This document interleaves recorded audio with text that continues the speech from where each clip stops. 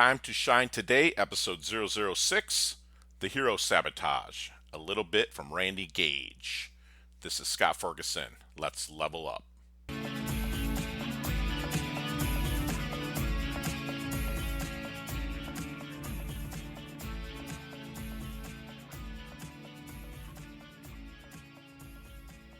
Hey everybody, it's Scott Ferguson with Time to Shine Today, and it's the beginning of the new year. It's January 2nd, 2020.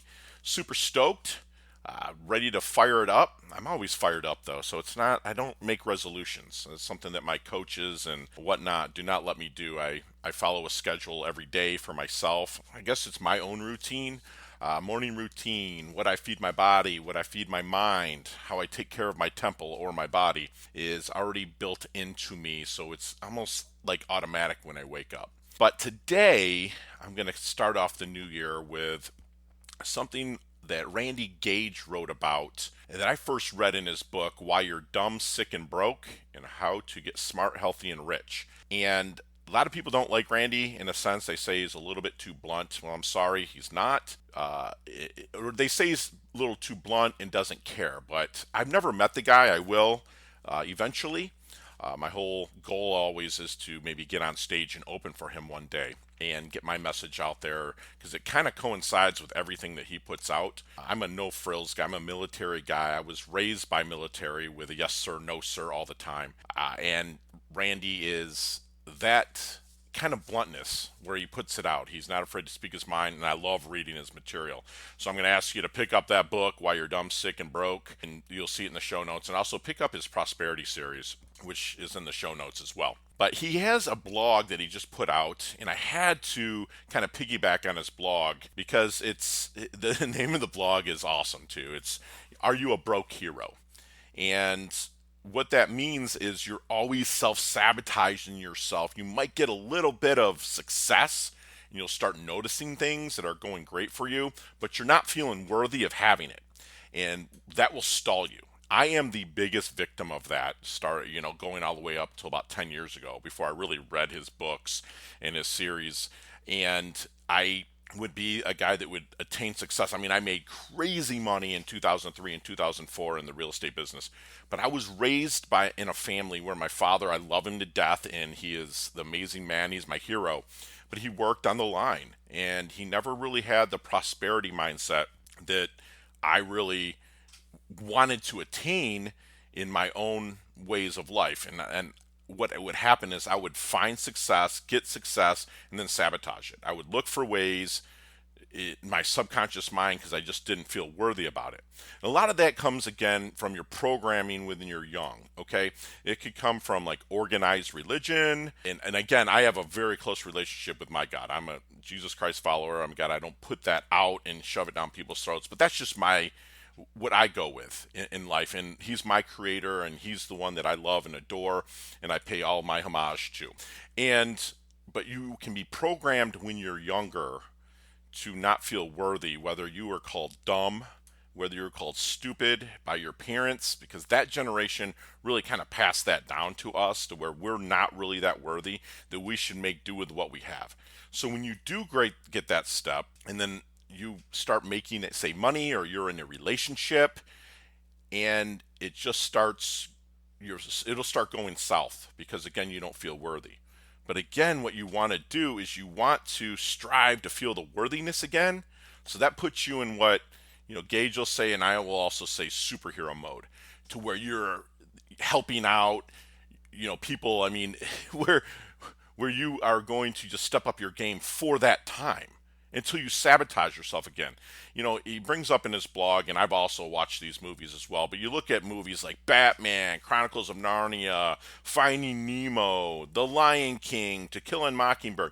Everybody's is a victim, and then they become a hero. What I'm saying is once you start getting success, and once you start attaining what your dreams and your goals are, don't fall back into thinking that you are not worthy of it, worthy of getting what you rightly deserve through your hard work. And it's hard because you don't notice it's happening. It's like an addiction that climbs up on you and crawls up on you and says, "Hey, you're not worthy." you need to go back down to the bottom rung and build it back up. And I am so guilty of that. I would do it because I didn't feel worthy of what I was having. So, ways to get through this. One, surround yourself with people that are striving daily for around the same goals that you have. Okay, I make it a point to meet somebody every week that is leveling up their life, that is moving forward, that is liked by people, admired by people, adored by people, but still seem to have a good grounding to them, not something that they're just posturing in what Gage will call an imposturing syndrome. Okay, so surround yourself with the right people.